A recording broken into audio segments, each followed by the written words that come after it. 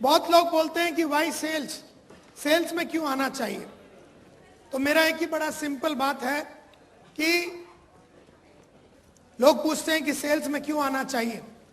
मेरा बड़ा सिंपल बात है कि एक सेल्स ही है जो एक ऐसा प्रोफेशन है जहां पर आप अपना चेक खुद लिख सकते हैं।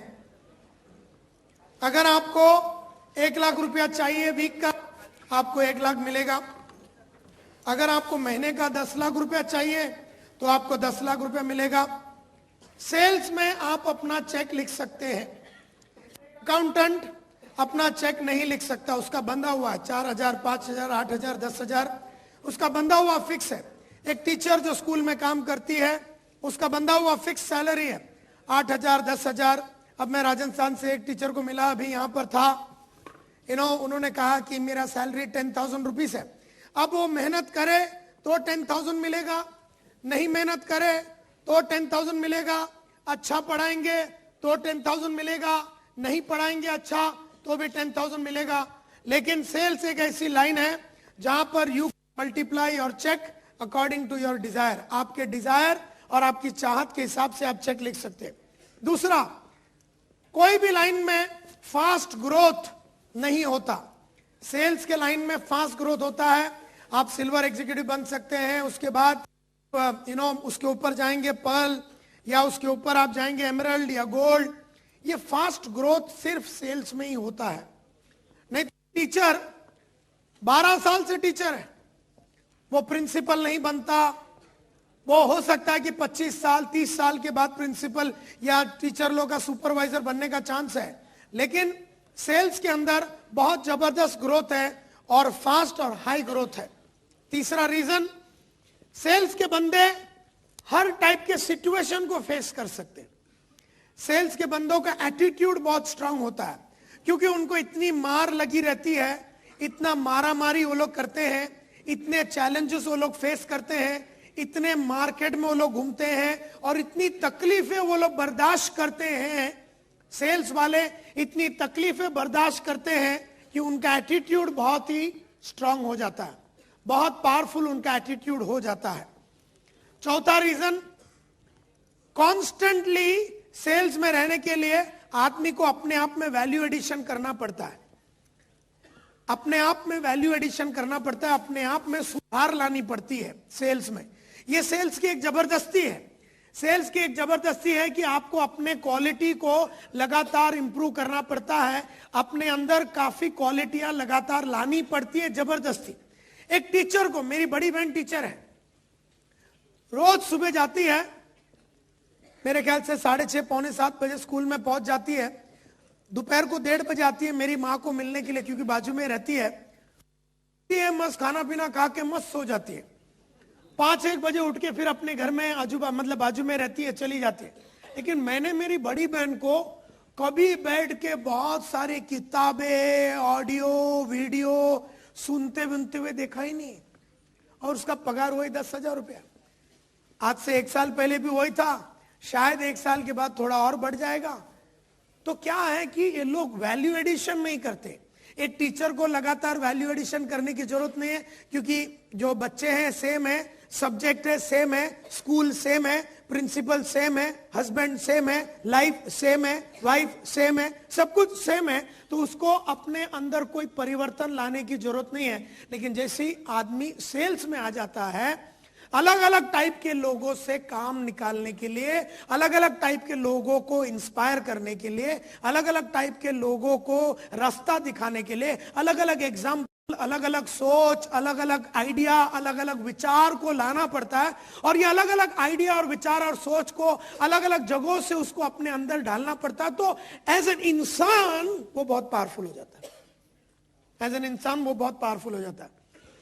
और दूसरा, एक सेल्स ही है, और आरएमपी के अंदर बैठ के आदमी जब सेल्स करता है, हर ड्रीम को वो अंजाम दे सकता है। एक अकाउंटेंट चाह के भी हर 2 साल में नया गाड़ी नहीं ले सकता। एक टीचर चाह के भी हर 2 साल में नया घर नहीं ले सकता।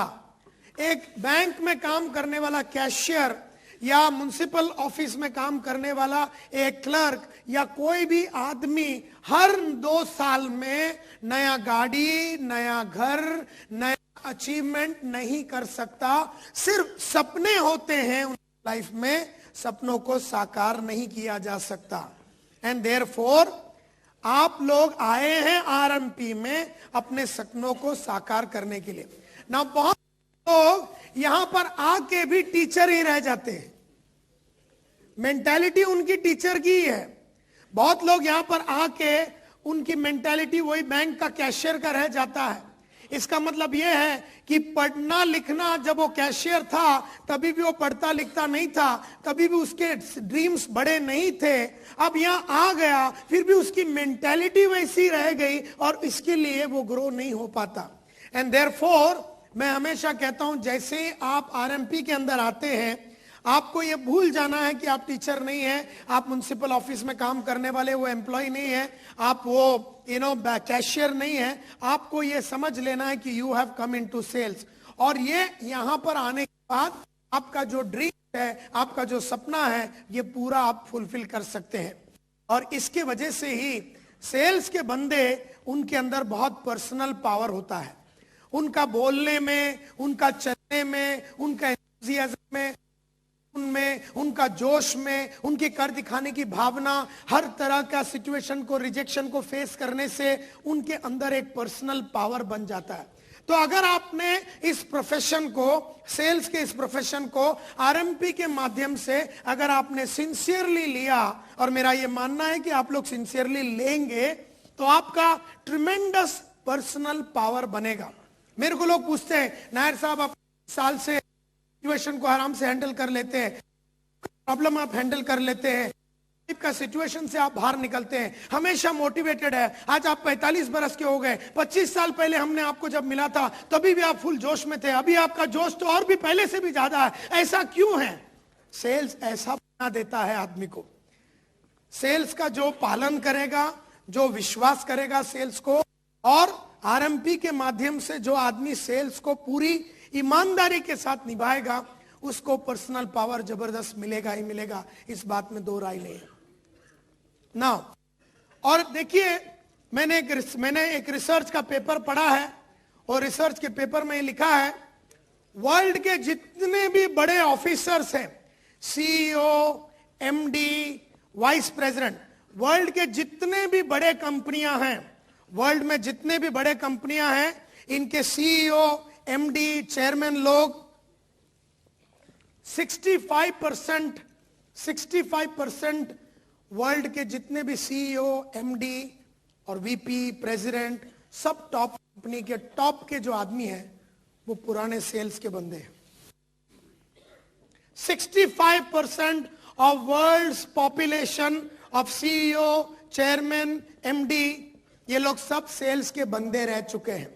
ये लोग सब लोग सेल्स प्रोफेशनल थे, और सेल्स वाले ही बहुत जल्दी जल्दी आगे बढ़ते हैं, क्योंकि एक कंपनी चलाने के लिए एक जो डायनामिक पर्सनैलिटी होना पड़ता है, वो सभी क्वालिटी एक सेल्स में होता है। एंड देयरफॉर आप देख सकते हैं, वर्ल्ड में जितने भी टॉप के ऑफिशियल्स हैं, हर बड़े कंपनी के सीईओ, एमडी वगैरह जो है, वो कभी ना कभी सेल्स में ही थे, और वहां से ही वो लोग ऊपर आए। अगर आप मेरे को ही देख लो, तो मैं भी आज से 25 साल पहले सेल्स में आया था, और वहां से मैं यहां तक आया हूं। And therefore that is the most important factor. तो आप जाने अनजाने में आप आरएमपी में आए होंगे, जाने अनजाने में आप ये लाइन में आए होंगे, लेकिन इस लाइन में अब आ ही गए हो तो कुछ बड़ा करना, ऐसा मेरा आपसे रिक्वेस्ट है। अब मैं आप लोगों को सेलिंग की तरफ लेके जाता हूं कि सेल्स जो है ये कैसे किया जाता है। यू नो ना, ये बताइए मेरे को माय डियर फ्रेंड्स, सेलिंग एक आर्ट है या साइंस है? यानी कि is selling an art? Art यानी कला है कि शास्त्र है? सेलिंग जो है, बेचना, ये एक कलाकारी है, एक कला है, आर्ट है, या एक शास्त्र है, साइंस है? कोई बता सकता? हाथ ऊपर करके मैं पूछूंगा, वही आदमी को बताना। Yes sir, okay fine, yes sir, कलाकारी है, आर्ट है, यस, ये कलाकारी है, आर्ट है, आर्ट है, आर्ट है, आर्ट है, आर्ट है। आप में से कितने लोगों को लगता है सेल्स एक आर्ट है? हाथ ऊपर कीजिए। और आप में से कितने लोगों को लगता है कि ये एक साइंस है? साइंस है, सेलिंग एक साइंस है। और कोई और भी आंसर है आपके पास? Combination of both art as well as science. आप जरा खड़े हो जाएंगे या आप, हाँ, आप बोल रहे हैं कि सेल्स जो है, इसके पहले किसी ने आर्ट कहा था। किसने आर्ट कहा था? आपने आर्ट कहा था ना सर, या आपने आर्ट कहा। आप भी खड़े हो जाइए। आप ये बताइए कि आपने ये कहा कि सेलिंग जो है एक आर्ट है, ऐसा क्यों आपने? जैसे जैसे आदमी के हिसाब से सिचुएशंस को हैंडल करना होता है, कलाकार बनना होता है सेलिंग के टाइम पर। राइट। जैसा व्यक्ति होता है उसी हिसाब से कलाकारी करनी होती है, उसी के हिसाब से एग्जांपल्स लेने होते हैं। करेक्ट है। ओके, तो ये बोलते हैं कि जैसे जैसे इंसान बदलते हैं तो वैसे वैसे हमारा एग्जाम्पल और हमारा कम्युनिकेशन पूरा बदलता है। दैट इज वाई ये कहते हैं आर्ट है। आप कह रहे थे कि एक साइंस और आर्ट है, दोनों है। इनको साइंस ऐसा लगता नहीं। आपको ऐसा नहीं लगता है कि साइंस है? ऐसा लगा नहीं? बैठिए। प्रिंसिपल्स को फॉलो करके अपने स्टेप बाय स्टेप अपन इसको अडॉप्ट करेंगे तो ही अपन इसको। तो आप बोल रहे हैं कि सेल्स में कुछ प्रिंसिपल्स है, ये कुछ साइंटिफिक प्रिंसिपल्स है, आप बोल रहे हैं? यस सर, ऐसा आपको लगता है? कॉम्बिनेशन है दोनों का। दोनों का कॉम्बिनेशन। आप बोलते हैं कि कुछ स्टेप्स हैं, कुछ साइंटिफिक स्टेप्स हैं जो किसी इंसान को जब आप मिलते हैं 1 to 1, अगर आप किसी को मिले या आप 1 to ग्रुप मिले तो कुछ साइंटिफिक स्टेप्स है। और वो साइंटिफिक स्टेप्स जो है वो साइंस है, और वो कैसे करें वो एक आर्ट है। तो माय डियर फ्रेंड्स, जिन्होंने कहा कि ये आर्ट है वो लोग भी राइट है, जिन्होंने कहा ये साइंस है वो लोग ने भी, वो भी करेक्ट है। क्योंकि सेलिंग जो है एक आर्ट भी है और एक साइंस है। इसको साइंटिफिक आर्ट बोल सकते हैं, आर्टिस्टिक साइंस बोल सकते हैं, लेकिन सेलिंग में दोनों कॉम्बिनेशन होता है। देयरफॉर साइंटिफिक स्टेप्स होते हैं सेल्स में। सेल्स में मनमानी नहीं चलती है। किसी को बेचना है तो आपको साइंटिफिक स्टेप्स को फॉलो करना पड़ेगा। हाँ, आप कैसे वो करेंगे वो आपकी कलाकारी है, दैट इज द आर्ट। तो माय डियर फ्रेंड्स, मैं बहुत ही वैसे तो ये सेलिंग जो है 3 दिन का कोर्स लेता हूं मैं, 3 दिन का प्रोग्राम लेता हूं जहां पर कैसे बेचना है ये सुबह 9:30-10 बजे से लेकर शाम को 5 बजे तक मैं सिखाता हूं। 3 दिन का कोर्स है, प्रोफेशनल सेलिंग स्किल्स बोल के। कहते हैं कि सेल्स में 4 स्टेप्स होते हैं, साइंटिफिक स्टेप्स होते हैं।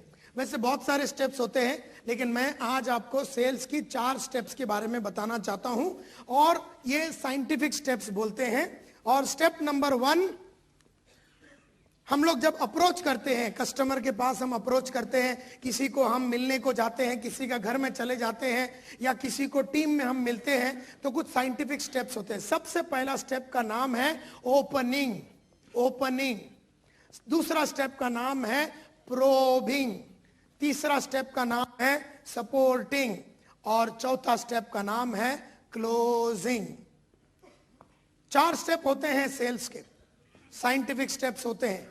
किसी के पास मिलने जाओ, अगर आप मेरे घर में आते हो और आप चाहते हैं कि आप नायर साहब को आरएमपी में जुड़ाना चाहते हो, तो आपको नायर साहब के साथ 4 चीज करनी है। सबसे पहला ओपनिंग, लाउडली, जोर से ओपनिंग। नंबर 2 प्रोबिंग, प्रोबिंग बोलिए। नंबर 2, नंबर 3 को बोलते हैं सपोर्टिंग, सपोर्टिंग।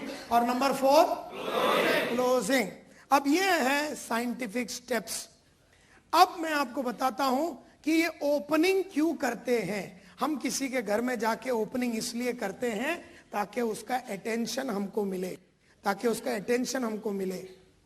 हम करते हैं प्रोबिंग ताकि वो हमारे प्रोडक्ट में, हमारी कंपनी में, अपने सर्विसेज में वो इंटरेस्टेड हो जावे।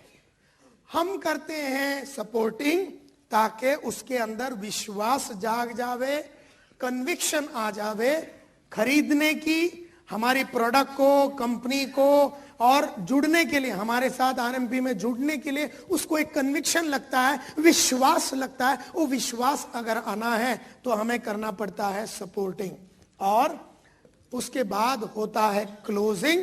और ये हम लोग इसलिए करते हैं ताकि हम एक्शन लेने के लिए उसको मजबूर करें।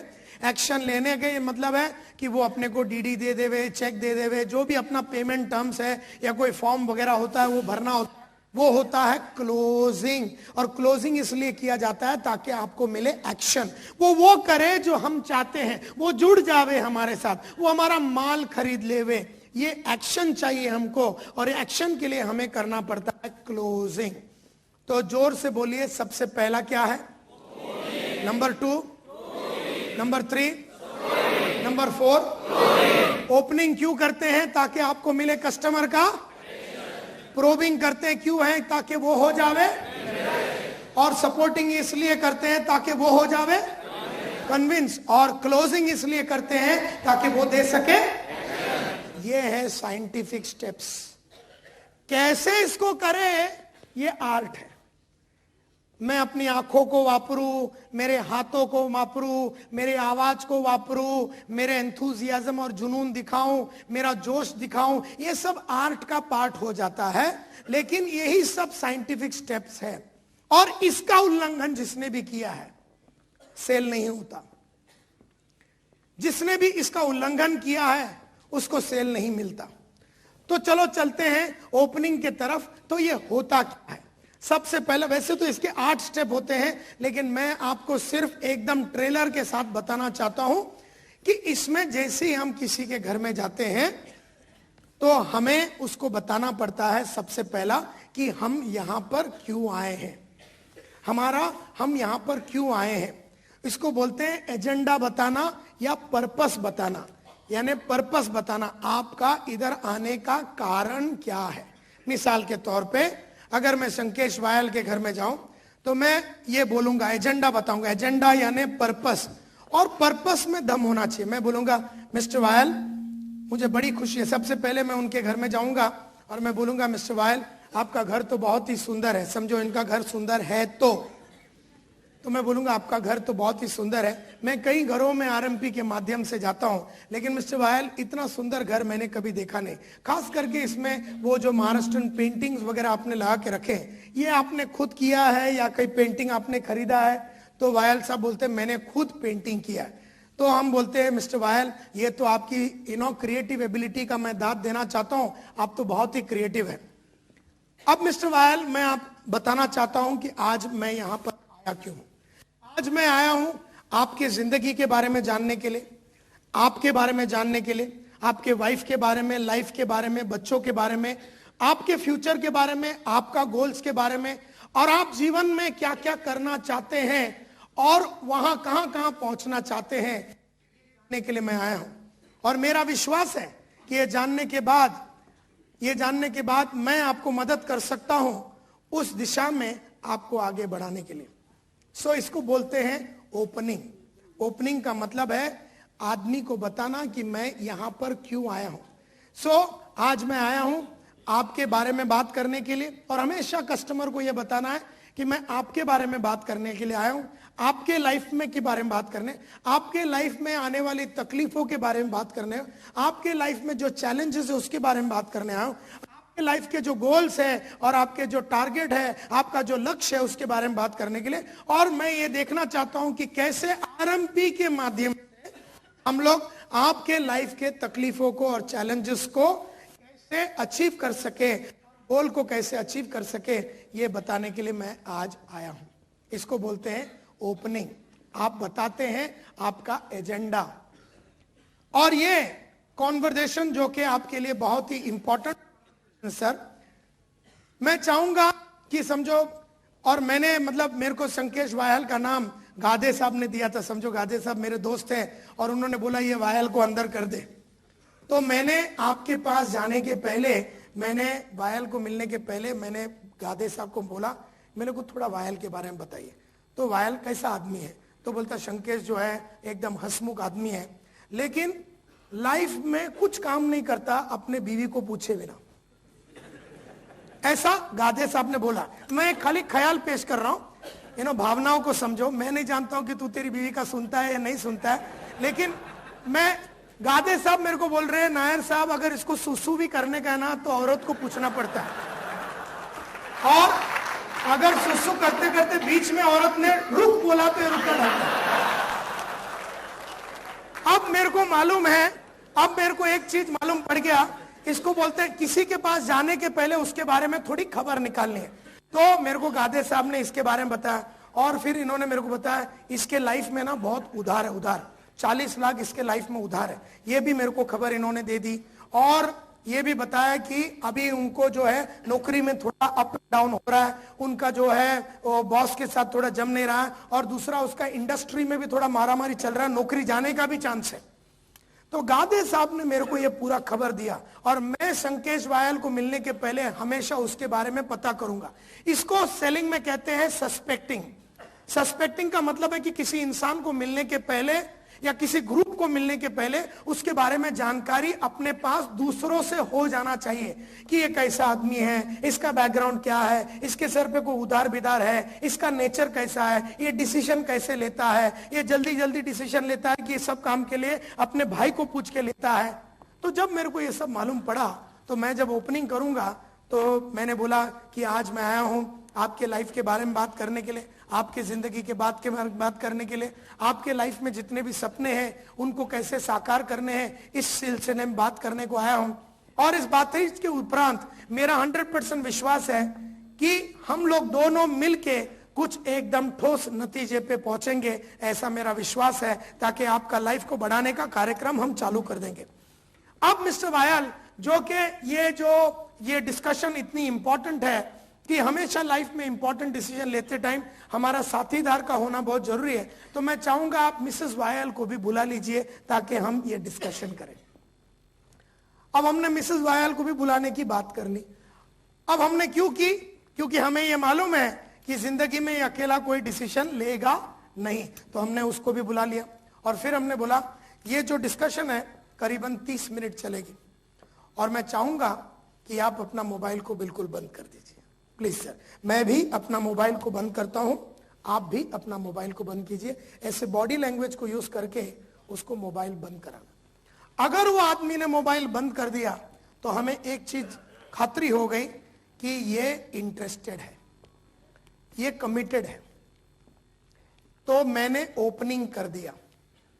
मैंने बोला आज मैं आया हूं मिस्टर वायल आपके बारे में, आपके लाइफ के बारे में, आपके वाइफ के बारे में, आपके बच्चों के बारे में, उनके फ्यूचर के बारे में, आपके फ्यूचर के बारे में, आपकी लाइफ में आने वाली चैलेंजेस के बारे में, और आपको लाइफ में किस तरह से अचीवमेंट आप कर सकते हैं, आपका सब गोल्स को कैसे अचीव कर सकते हैं, इस मुद्दे पे बात करने के लिए आज आया हूं। इस बातचीत के उपरांत मेरा 100% विश्वास है कि आपके लाइफ में कंप्लीट ट्रांसफॉर्मेशन हो जाएगा।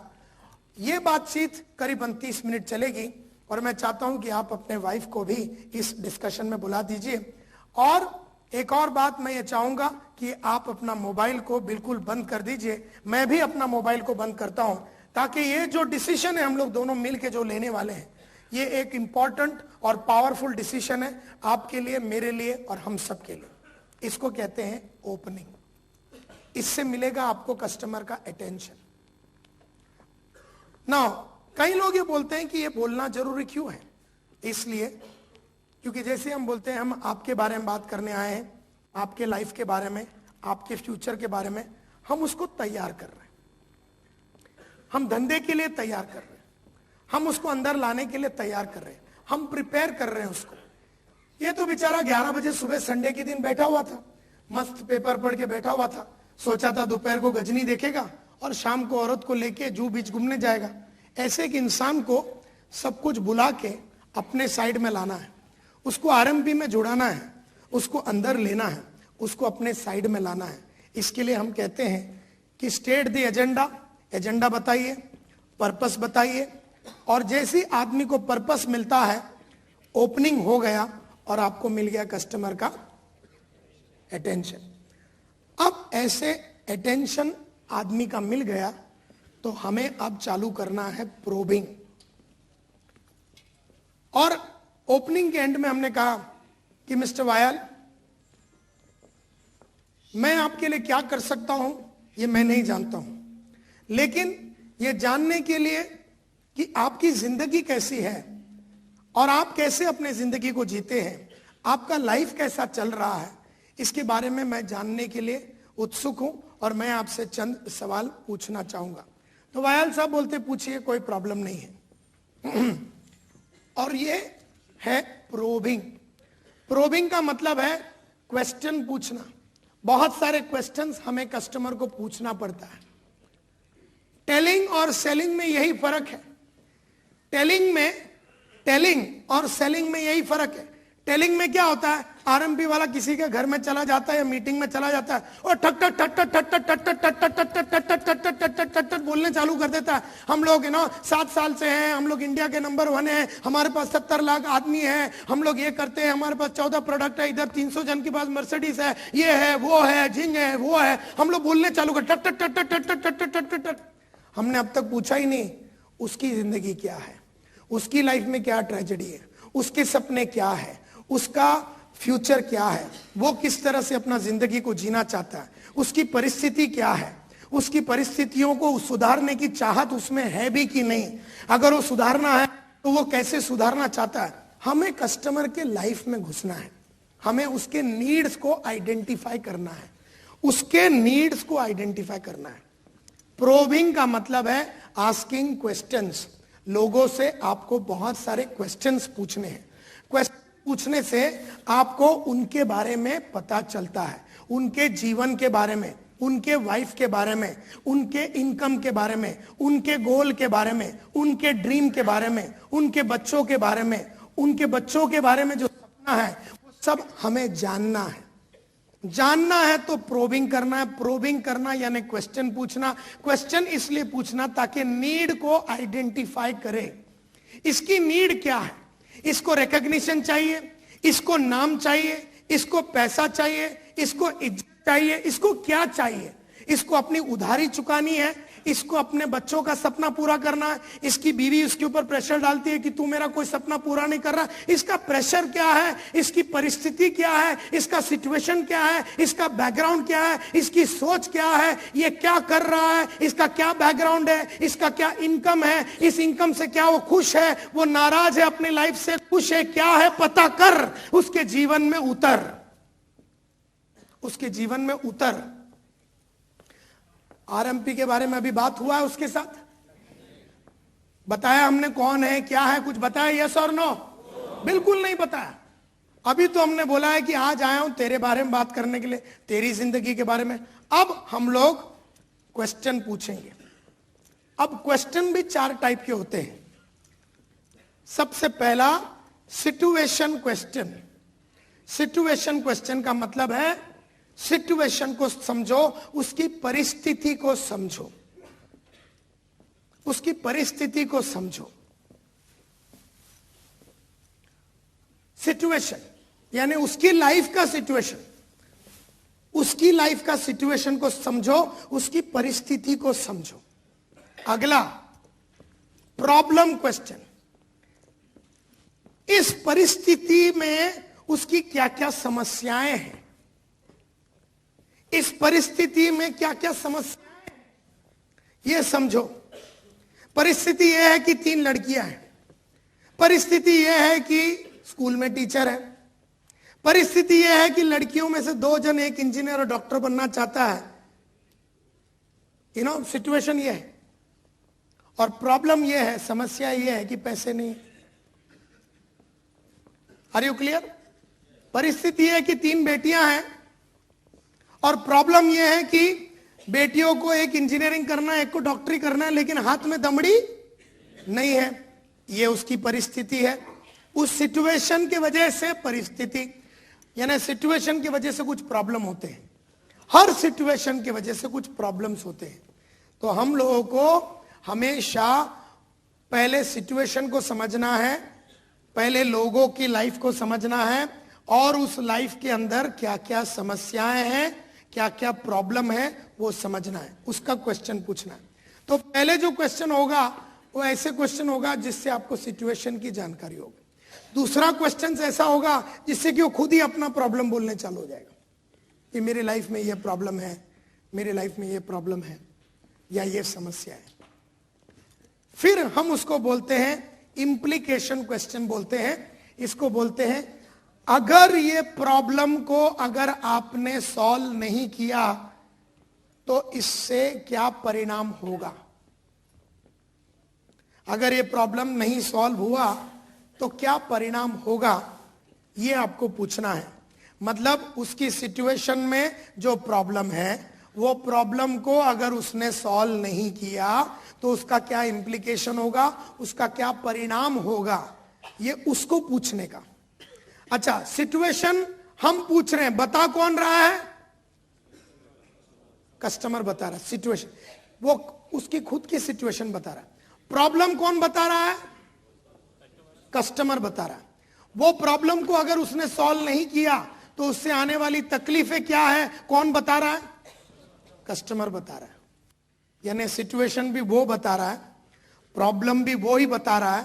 प्रॉब्लम को अगर उसने सॉल्व नहीं किया तो उससे आने वाली तकलीफें क्या है, वो भी वही बता रहा है। तो सिचुएशन का ओनर भी वही हो जाता है, प्रॉब्लम का ओनर भी वही हो जाता है, और प्रॉब्लम को सॉल्व करने वाला ओनर भी वही हो जाता है। हम में से कई लोग जाके जबरदस्ती सपने अंदर डाल देते हैं। देखिए, आपकी बेटियां हैं, आपको डॉक्टर तो बनाना ही होगा, उनको तो लाइफ को बढ़िया देना ही है, ये तो आपको करना ही है। आपकी बीवी को आपको पूरा वर्ल्ड दिखाना है, आपको ये डेवलपमेंट करना है, आपको गाड़ी लेना है, आपको घोड़ा लेना है। बोलता मैंने नहीं बोला, मैंने नहीं बोला। तू चाहता है कि मैं गाड़ी लूं तो तू जा मेरे लिए करके ले आ। तू चाहता है कि मैं नाम बनाऊं तो जा मेरे लिए नाम बना। तू चाहता है कि मैं बड़ा घर ले लूं तो तू जाके कर ले मेरे लिए। तो कई बार कस्टमर ओनरशिप नहीं लेता अपना प्रॉब्लम, और वो प्रॉब्लम का ओनरशिप उसको लेना चाहिए। और लास्ट का क्वेश्चन है जिसका नाम है नीड पे ऑफ क्वेश्चन। यानी हम उसको बोलते हैं कि अगर आरएमपी के माध्यम से हम तुम्हारे प्रॉब्लम्स का समाधान ढूंढ सकते हैं तो क्या आप इंटरेस्टेड रहेंगे मेरी कुछ ख्यालों को सुनने के लिए? अगर आपका ये सिचुएशन का समाधान हो सकता है तो क्या आप इंटरेस्टेड हैं मेरी कुछ बातें सुनने के लिए? अब तक हमने आरएमपी के बारे में बात ही नहीं की। तो मैं अगर आपके जगह पे होता और मैंने आदेश साहब से पता किया था कि इसका एक समझो 12 बरस का बेटा है। किसका? चंकेश वायल का। और मैंने आपसे गादे साहब से पूरा इंफॉर्मेशन निकाल लिया था जाने के पहले कि इसके बारे में। तो मैं इसके घर में जाता हूं तो मैं इसको पूछता हूं, मिस्टर वायल, तो मैं सिचुएशन क्वेश्चन पूछ रहा हूं, परिस्थिति के बारे में पूछूंगा अभी। मैंने, मिस्टर वायल ये बताइए आपके कितने बच्चे हैं? तो बोलते मेरा 2 बच्चा है। बोले क्या उम्र है उसकी? तो बोले एक का 12 है, एक 10 बरस का है।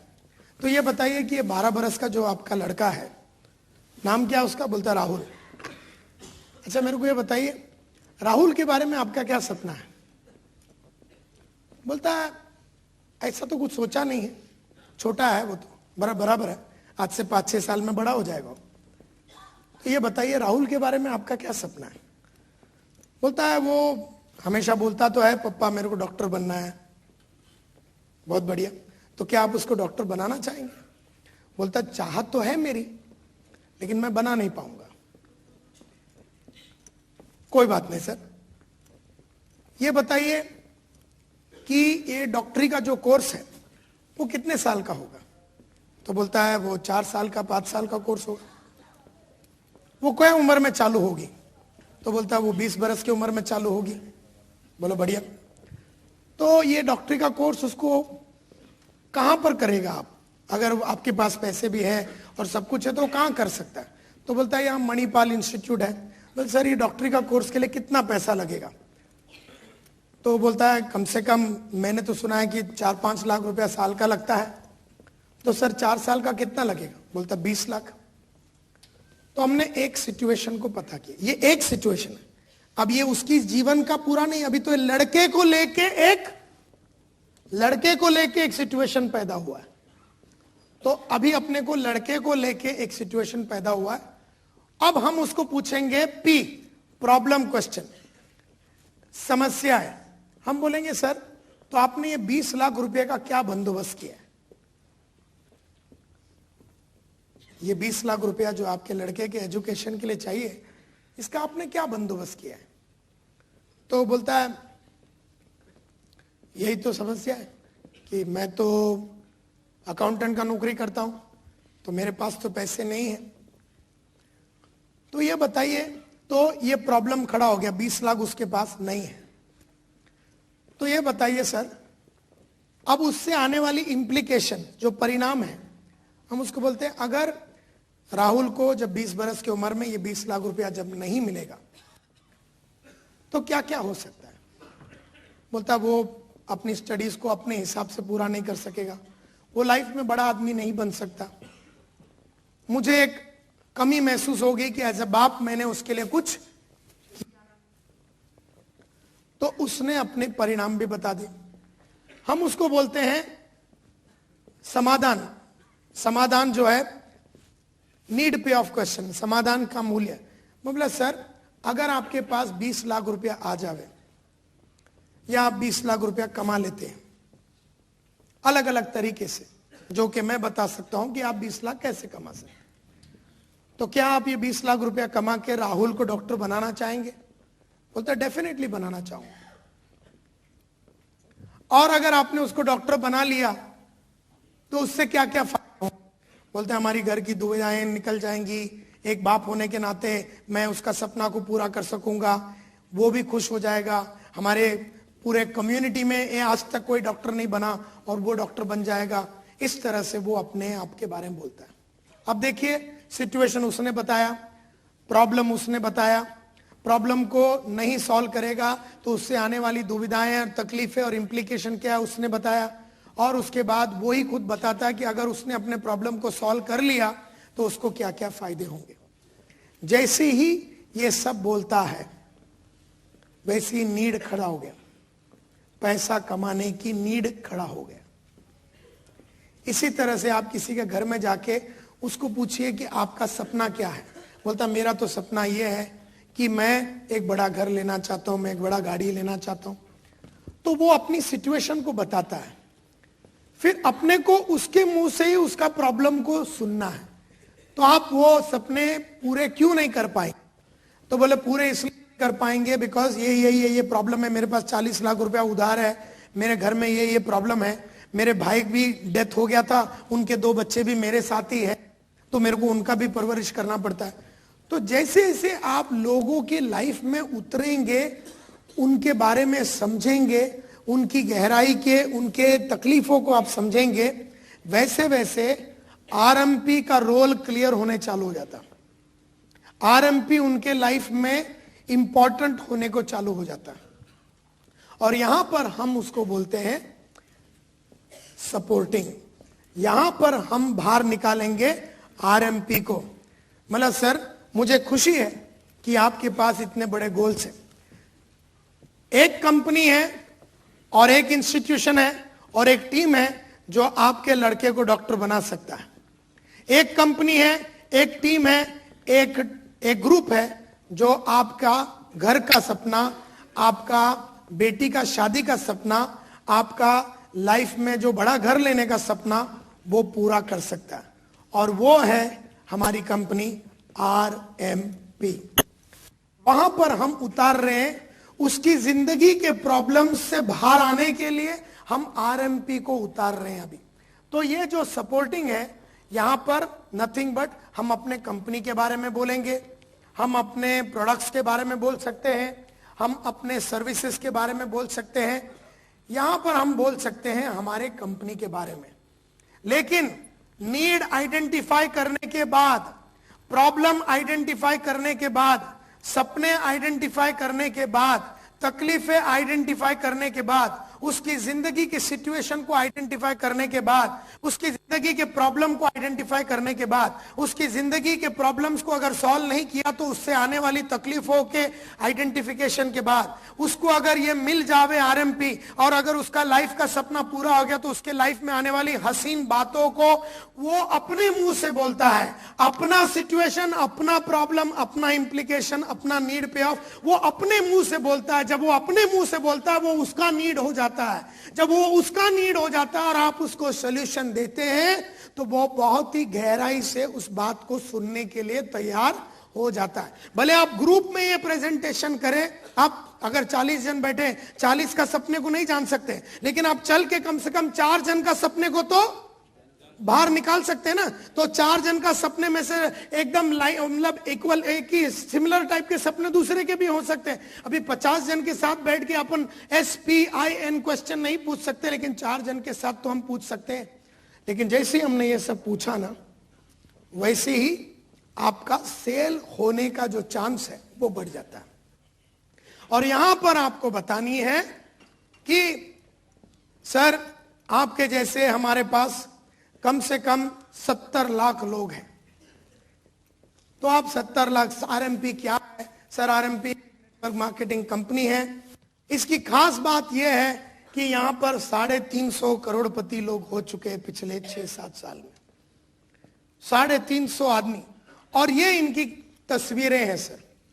ये देखिए विशाखापट्टनम में ये mister so and so Kerala वाले, सबका तस्वीर लेके घूमने का, सबका फोटो लेके घूमने का, सबका नाम लेके घूमने का, सबका इनकम लेके घूमने। बोले ये देखिए ये जयपुर से हमारे बिलावल साहब हैं, ये मिस्टर गादे साहब एक जमाने में, और गादे का फोटो लेके घूमने का। बोले ये मिस्टर गादे ये गवर्नमेंट एम्प्लॉय होते थे आज से 1 साल पहले, जून 2007 में, इन 2008 में इन्होंने रिजाइन किया, तब उनका इनकम इतना था, आज उनका इनकम ये है। ये मिस्टर पाटिल है, ये मिस्टर जयपुर वाला है, ये मिस्टर फोंसेका है। तो ऐसे जब आप एक एक करके उसको बताते हैं कि कैसे, वो बोलता मैं तो टीचर हूं, मेरे को तो इसके बारे में कुछ मालूम ही नहीं है। तो आपके पास 3 टीचर का भी फोटो होना चाहिए। बोले सर ये भी टीचर था, तभी 7,300 रुपया उसका पगार था। आज हफ्ते में ये 40,000 रुपया कमाते हैं या 50,000 रुपया कमाते हैं। ये दूसरा टीचर है सर, ये तीसरा टीचर। तो आप उसको RMP के बारे में बताने चालू करते थे। और ये कंपनी सर 2000 करोड़ की कंपनी है। एंड देयरफॉर जब आप हमारे साथ जुड़ते हैं तो एक फाइनेंशियली स्ट्रांग कंपनी के साथ आप जुड़ रहे हैं। खास बात यह है सर, मल्टी लेवल मार्केटिंग में कंपनी आती है जाती है, लेकिन हमारी ये कंपनी करीबन 8 साल हो गए, और 8 साल से हमने लगातार इतने लोगों को करोड़पति बनाया। दूसरी एक और खास बात है कि हमारे जो डिस्ट्रीब्यूटर्स हैं, अभी किसको अगर बड़ा पैसा कमाना है तो उसको बोल सकते हैं कि हमारे 100 डिस्ट्रीब्यूटर हैं जिनके पास मर्सिडीज है। और ये सब फोटो के साथ हमने बता दिया। उसके बाद हमने प्रोडक्ट्स के बारे में बताया, उसके बाद हमने कंपनी के अलग अलग स्कीम्स के बारे में बताया, फिर उसको हमने इनवाइट किया कि सेमिनार में आ जाओ या जो भी है। इस तरह से सेलिंग में ये कहा जाता है, आप जब तक लोगों के पर्पस को नहीं समझते, लोगों का ड्रीम को नहीं समझते, लोगों का गोल को नहीं समझते, तब तक RMP उसके लिए कोई मान्य नहीं रखता। RMP एक जरिया है तकलीफों से बाहर आने के लिए। RMP एक जरिया है लड़के को डॉक्टर बनाने का। RMP एक जरिया है कि तेरे बाप ने कभी सोचा नहीं था कि वो चाल से निकलेगा, तू अपने बाप को चाल से निकालने के लिए वचनबद्ध है। RMP वो जरिया है कि तूने जीवन में नहीं सोचा था कि तू गाड़ी लेगा, तू गाड़ी ले सकता। RMP एक जरिया है लोगों के लाइफ के challenges, difficulty, ups and downs, उधार या तकलीफ, बेटी की शादी और दुनिया भर के लफड़े जो लाइफ में हैं, जो सॉल्व नहीं हो रहे हैं, जिसकी वजह से लाइफ में तकलीफें हैं, RMP उन तकलीफों से बाहर आने का जरिया है। लेकिन हम जबरदस्ती नहीं बोलेंगे, हम तुम्हारी तकलीफ को पहले समझेंगे, तुम्हारी सिचुएशन को पहला समझेंगे, तुम्हारी लाइफ को समझेंगे, तुम्हारी वाइफ को समझेंगे, तुम्हारे बच्चों को समझेंगे, उनकी चैलेंजेस को समझेंगे, उनके फ्यूचर को समझेंगे, तेरे फ्यूचर को समझेंगे, तेरी जो लाइफ में चाहत है, सपना है, ड्रीम्स है, पर्पस है, टारगेट है, लक्ष्य है, जो भी है वो सबको पहला समझेंगे, फिर हम RMP को उतारेंगे। उसके पहले नहीं उतारेंगे, क्योंकि उसके पहले उतारने से उसे लगता है कि तू जबरदस्ती बेच रहा है और मैं जबरदस्ती खरीद रहा हूं। So please go through this process. और लास्ट में आता है फिर वो तुम इंडिपेंडेंट डिस्ट्रीब्यूटर, फिर वो RMP के बारे में हम बता सकते हैं, independent distributor, gold, silver, platinum, इस तरह से फिर